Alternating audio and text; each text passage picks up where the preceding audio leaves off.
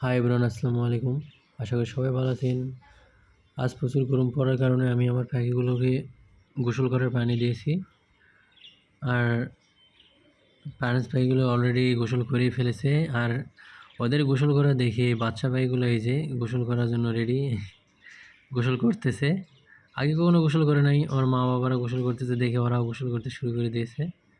আর আজ এমনিতেও প্রচুর গরম পড়েছে, এই জন্য ওরাও খুব সুন্দরভাবে গোসল করতেছে। আর এইদিকে ওর মা বাবা তো একদম পুরো শরীর ভিজে ফেলেছে গোসল করে। এই যে একদম পুরো শরীর ভিজে ফেলেছে। তো সবাই সাথে থাকবেন, পাশে থাকবেন, সাবস্ক্রাইব করবেন। দেখা হবে আপনাদের সাথে পরবর্তী ভিডিওতে। তো ধন্যবাদ।